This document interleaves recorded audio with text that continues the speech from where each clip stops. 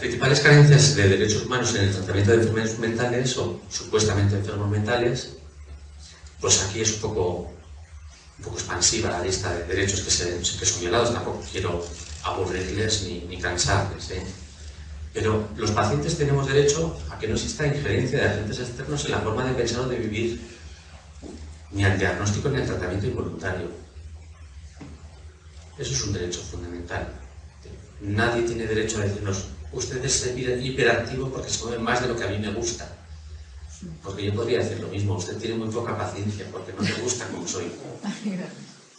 Pero es fundamental que el que se sienta acosado por un diagnóstico psiquiátrico tenga la posibilidad de rebatirlo y decir: bueno, sí, soy triste, ¿qué? Soy tímido, ¿y qué?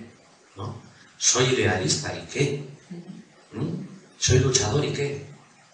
La psiquiatría se ha utilizado muchas veces para poner etiquetas de control social, pero eso no les da más licitud, ¿no? Había incluso enfermedades que describían a los anarquistas de principios del siglo XX, que luchaban contra la sociedad.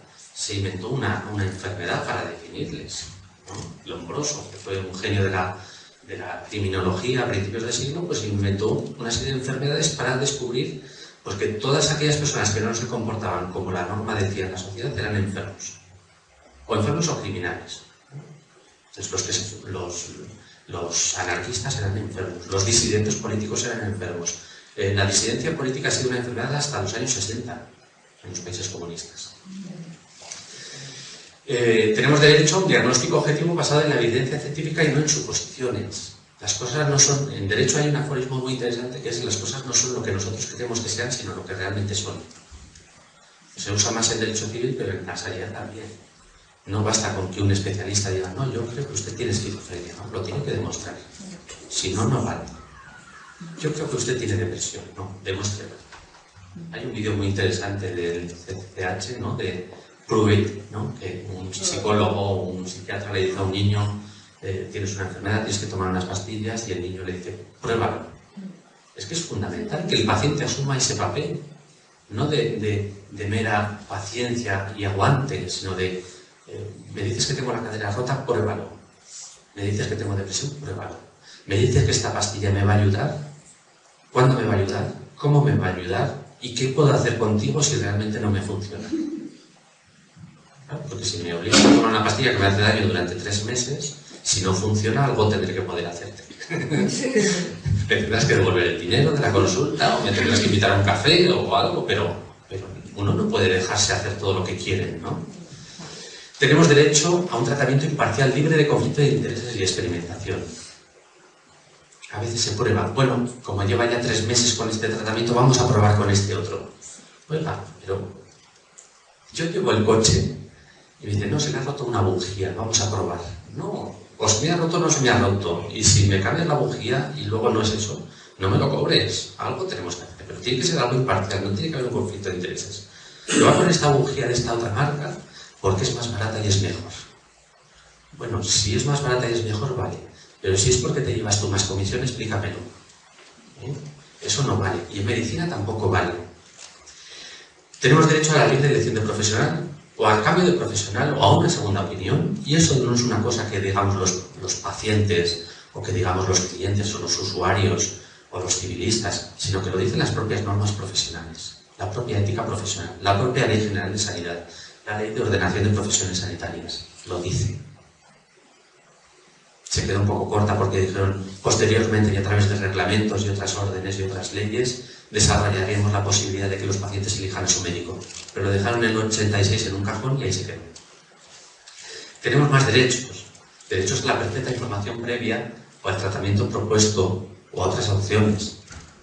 Si una persona se quiere someter a un tratamiento por un problema X, mental, depresión, tendrá perfecto derecho a que el médico le explique qué tratamientos hay en la farmacia.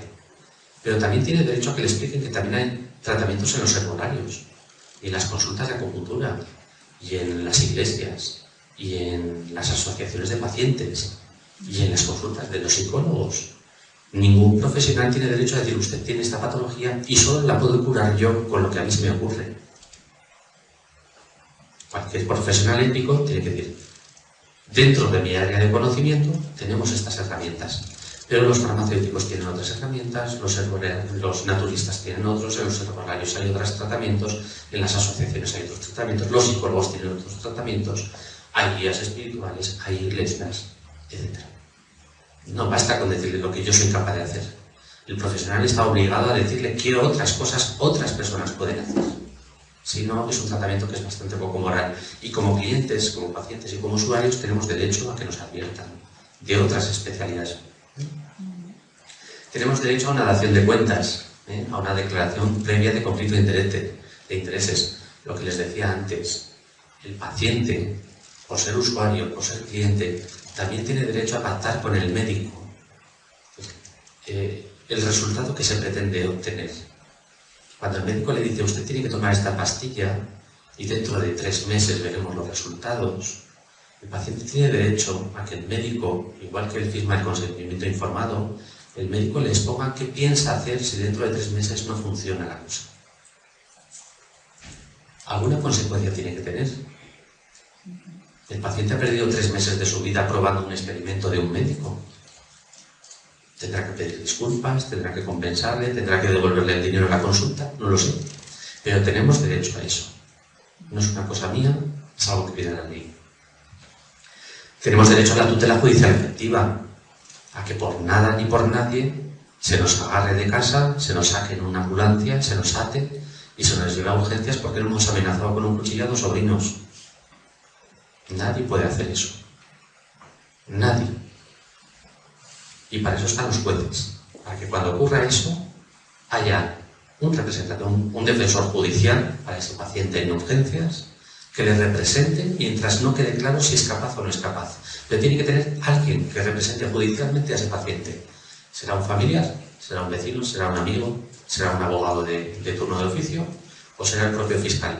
Pero no se puede dejar a un paciente privado de todos sus derechos, atado a una cama o atado a una silla de ruedas y subirle a planta e inyectarle. Tiene que haber alguien que autorice eso.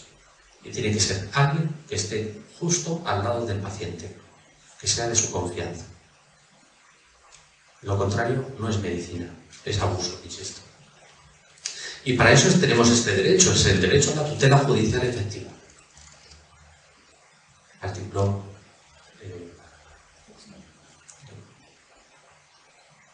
está en la Constitución, es el artículo 14 de la Constitución y es un derecho irrenunciable. Y ese derecho incluye, pues eso, el nombramiento automático de un tutor, un curador, un procurador, un abogado, un defensor judicial, un fiscal, lo que sea, pero alguien tiene que estar al lado del incapaz o del enajenado mental para que se le pueda someter a un tratamiento. Tiene derecho, por ejemplo, al principio de intervención mínima y de seguridad. El único tratamiento que un incapaz puede recibir en urgencias es para protegerle su propia vida.